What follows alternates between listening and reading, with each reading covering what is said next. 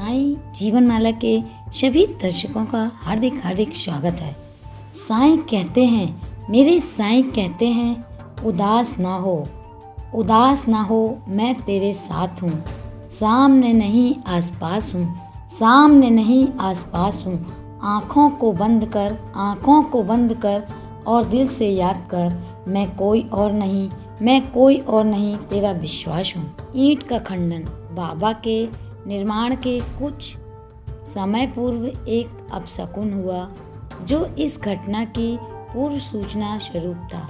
मस्जिद में एक पुरानी ईंट थी जिस पर बाबा अपना हाथ टेक कर रखते थे। रात्रि के समय बाबा उस पर सिर रखकर शयन किया करते थे। यह अनेक वर्षों तक चला।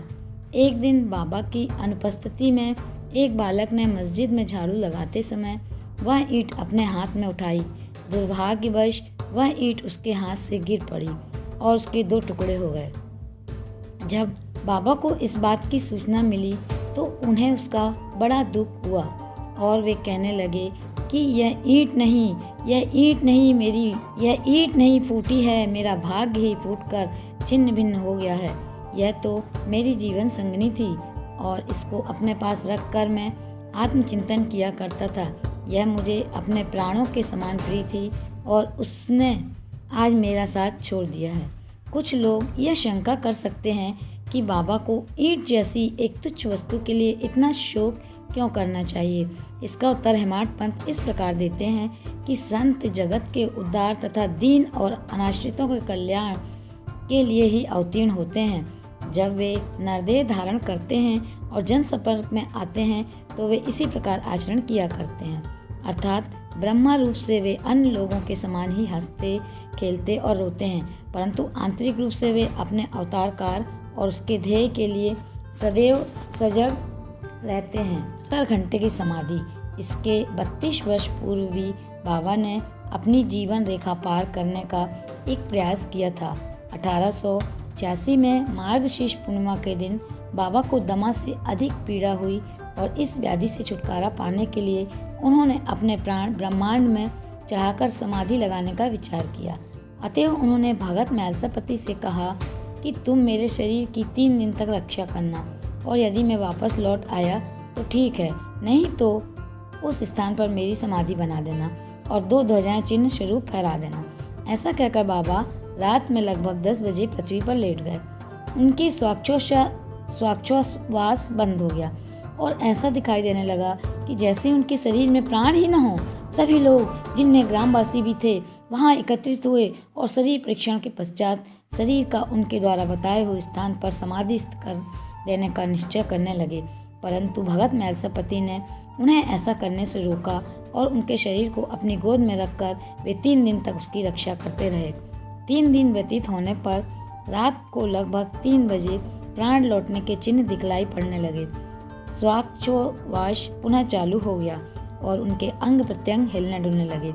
उन्होंने नेत्र खोल दिए और करवट लेते हुए पुनः चेतना में आ गए।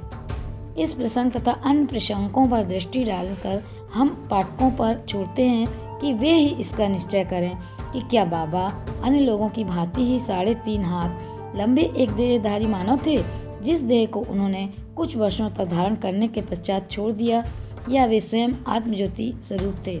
पंच महाभूतों से शरीर निर्मित होने के कारण उसका नाश और अंत तो सुनिश्चित है, परंतु जो सद्वस्तु अंतःकरण में है वही यथार्थ में सत्य है।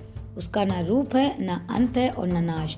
यही शुद्ध चैतन्य या ब्रह्मा इंद्रियों और मन पर शासन और नियंत्रण रखने वाला जो तत्व है वह साईं है, जो संसार के समस्त प्राणियों में विद्यमान है और जो सर्वव्यापी है। अपना अवतार कार्य करने के लिए ही उन्होंने देह धारण किया था और वह कार्य पूर्ण होने पर उन्होंने उसे त्याग कर पुनः अपना शाश्वत और अनंत स्वरूप धारण कर लिया।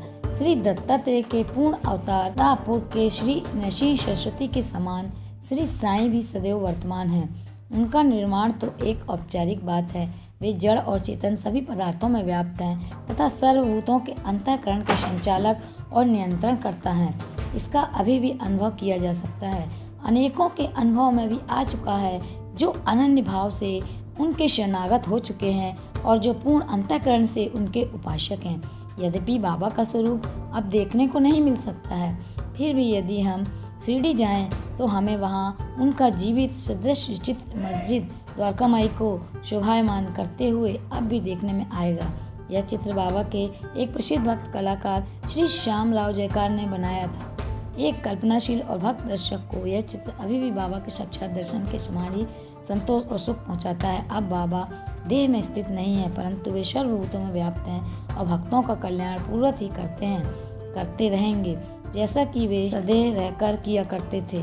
बाबा अमर हैं, चाहे वे नर देह धारण कर लें, जो कि एक आवरण मात्र है, परंतु वे तो स्वयं भगवान श्री हरि हैं, जो समय समय पर भूतल पर अवतीर्ण होते हैं। तो ऐसे साईं को हमारा शत शत प्रणाम। ओम साईं राम, ओम साईं राम।